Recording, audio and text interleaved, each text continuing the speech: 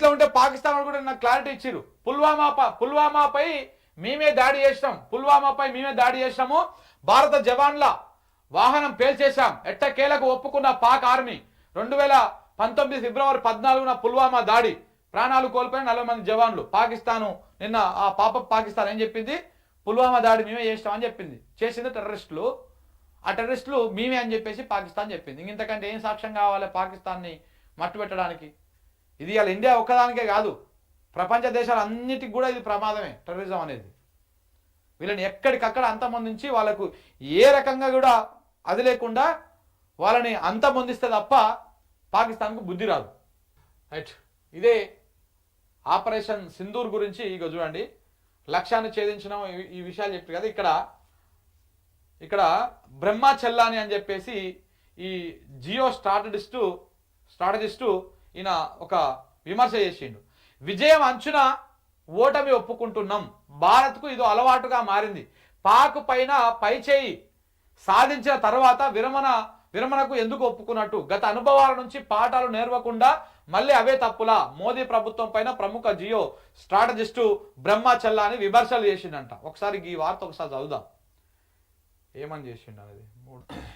పాకిస్తాన్తో కాల్పుల విరమణ ఒప్పందం పైన ప్రముఖ జియో స్ట్రాటజిస్టు బ్రహ్మా చెల్లానే తీవ్ర అసంతృప్తి వ్యక్తం చేశారు. తాజాగా ఆయన ఇండియా టుడేతో మాట్లాడుతూ కాల్పుల విరమణకు మోదీ ప్రభుత్వం విరమణకు మోడీ ప్రభుత్వం ఒప్పుకుంటుందని ఊహించలేదని అన్నారు. విజయం అంచున వరకు వెళ్లి ఓటమిని ఒప్పుకోవడం భారత్కు అలవాటైందని వ్యాఖ్యానించారు. శనివారం ఉదయం పాకిస్తాన్ సైన్యం సరిహద్దు వైపు కదిలిందని, భారత సైన్యం కూడా అలర్ట్తో ఉన్నదని, దీంతో యుద్ధం తథ్యమనుకునే స్థాయిలో వాతావరణం వేడెక్కుతుందన్నారు. కానీ అకస్మాత్తుగా కాల్పుల విరమణ ప్రకటన వెనక వెలువడిందని గుర్తు చేశారు. ప్రస్తుత పరిస్థితులు భారత్కు చాలా అనుకూలంగా ఉన్నాయి. పాకిస్తాన్ సైనిక శక్తి డొల్లతనం బయటపడింది. పాకిస్తాన్ భారీ సంఖ్యలో డ్రోన్లు, మిసైళ్లు ప్రయోగించగా భారత్ సమర్థవంతంగా అడ్డుకున్నది. ఇదే సమయంలో భారత సైన్యం పరిమిత సంఖ్యలో మిసైల్స్, డ్రోన్ వారి సైనిక శక్తి గురించి ఇన్నాళ్ళు ప్రచారం చేసుకునే దానికన్నా చాలా బలహీనంగా ఉందని తేలిపోయింది అని ఆయన పేర్కొన్నారు. ఇలా స్పష్టంగా భారత సైన్యం పైచేయి సాధిస్తున్న సమయంలో కాల్పుల విరమణకు మోడీ ప్రభుత్వం ఎందుకు ఒప్పుకుందని ఆశ్చర్యం వ్యక్తం చేస్తా ఉన్నారు. విజయం అంచున ఉన్నప్పుడు వెనక్కి తగ్గే సుదీర్ఘ భారత రాజకీయ ప్రస్థానానికి ఇది నిదర్శనంగా నిలుస్తుందని అన్నారు. విజయం వాకిలి వరకు వెళ్లి తిరిగి రావడం అలవాటుగా మారిపోయిందని ఆయన విమర్శించారు. చరిత్ర నుంచి పాఠాలు నేర్చుకోవడంలో భారత్ విఫలమైందని, గతంలో చేసిన వ్యూహాత్మక తప్పిదాలనే మళ్లీ చేస్తున్నదని అసంతృప్తి వ్యక్తం చేశారు. చరిత్ర నుంచి పాఠాలు నేర్చుకోలేదు కాబట్టే అదే పునరావృతం అవుతుందని వ్యాఖ్యానించారు. ఇందుకు పలు ఉదాహరణలు కూడా పేర్కొన్నారు. 1972లో పాకిస్తాన్ నుంచి ఎలాంటి లబ్ధి పొందకుండానే చర్చలు ముగించాం. 2021లో ఎలాంటి బేరసారాలు చేయకుండానే వ్యూహాత్మకంగా కీలకమైన కైలాష్ పర్వతాలను ఖాళీ చేశాం. లద్దాఖ్లో చైనా నిర్దేశించిన బఫర్ జోన్కు అంగీకరించాం. ఇప్పుడు ఆపరేషన్ సింధూర్లో కాల్పుల విరమణకు ఒప్పుకున్నాం అని ఉదాహరించారు. నిజంగానే కదా, ఇవన్నీ వాస్తవాలే. ఇప్పుడు ఆపరేషన్ సింధూర్లో కూడా ఇట్లనే చేసిర్రు. ఇక పహల్గాం దాడిలో 26 మంది భర్తల మరణాలకు ప్రతీకారంగా సింధూర్ అనే గంభీరమైన పేరుతో ఆపరేషన్ చేపట్టారని గుర్తు చేశారు. పాకిస్తాన్ నుంచి కాల్పులు జరిపినా, మిసైల్స్ ప్రయోగించినా పట్టించుకోకుండా మోదీ ప్రభుత్వం కాల్పుల విరమణకు అంగీకరించడం పైన అనేక ప్రశ్నలు తలెత్తుతున్నాయన్నారు. ఈ రోజు తీసుకున్న నిర్ణయంపై చరిత్ర కనికరం చూపదు అని ఘాటుగా వ్యాఖ్యానించారు.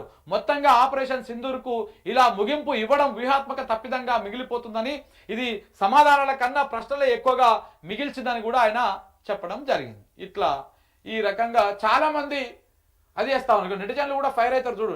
సీజ్ ఫైర్ పైన నెటిజన్లు ఫైర్. కాల్పుల విరమణపై సోషల్ మీడియాలో చర్చ. మోదీ సర్కార్పై నెటిజన్ల అసంతృప్తి.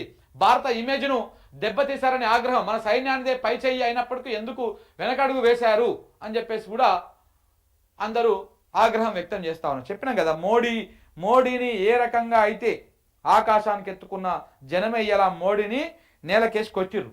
మోడీకి మూడిదన్నమాట. నిన్న చాలా మంది మాట్లాడుతా మోడీ కంటే ఈ టైంలో యోగి ఆదిత్యనాథ్ ఉంటే బాగుంటుండే అని చెప్పేసి కొంతమంది కామెంట్లు పెట్టారు కిందంగా. ఇంకొక విషయం కూడా ఉంది ఇక్కడ. సైన్యం పైన ప్రశంస, మోడీపై మౌనం. ఆపరేషన్ సింధూర్ని ప్రశంసించిన ఆర్ఎస్ఎస్. భగవతు దత్తాత్రేయ హొసబలే పేరున ప్రకటన అందులో మోడీ పేరు లేకుండా జాగ్రత్త పడ్డారంట. ఆర్ఎస్ఎస్ చిన్న మెల్లగా మోడీకి జాకిలు పెట్టినట్టుగా కనపడతా ఉంది, మోడీకి ఎర్తు పెడుతుంది. మన సైన్యాన్ని మన ఆర్మీని ఆకాశానికి ఎత్తింది ఆర్ఎస్ఎస్. మోడీని మాత్రము సైలెంట్గా ఆయన పేరు ఎడ కనపడకుండా స్టేట్మెంట్ ఇచ్చిందంట. ఎన్ని చేస్తే ఏం చెప్పండి, గెలిచే అవకాశం ఉన్నాక వెనక్కి పోతే ఏది కూడా యుద్ధంలో నిన్న ఎవరైనా ఇక్కడ చదివినా యుద్ధంలో అయితే గెలుపు ఉంటుంది, అయితే ఓటమి ఉంటుంది. ఈ విరమణ అనేది మాత్రము ఇది ఇది ఇది ఇది కరెక్ట్ కానే కాదని చెప్పి అయితే గెలవాలి లేకపోతే ఓడాలి, విజయమో వీరమరణమో అంటారు కదా, అట్లా పాకిస్తాన్ని ఓడగొట్టడానికి చాలా మంచి అవకాశం ఉంటుండే.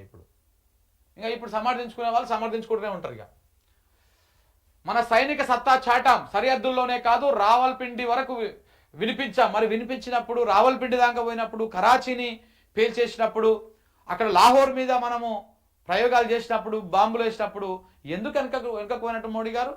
దేనికోసం వెనకకు పోయినట్టు? ట్రంప్ ఏం చెప్పిండు మీకు?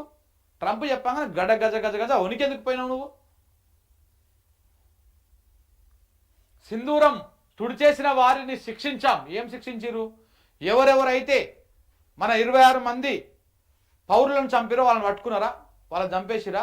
సరే, మిగతా ఉగ్రవాద స్థావరాల మీద దాడి చేసిర్రు, అందులో 100 మంది చంపేసిర్రు. కానీ ఈ దాడి చేసినోన్ని అలానే పెడతారా వీళ్ళు? ఎక్కడికి పంపించారో, ఏడ సేఫ్ జోన్లో పెట్టిర్రో? పోనీ మసూద్ అజర్ కానీ ఏమైనా పట్టుకున్నారా? వాళ్ళు పట్టుకోలే కదా. ఇంకా వాని ఏమైనా అప్పచెప్పిందా పాకిస్తాన్ మనకు?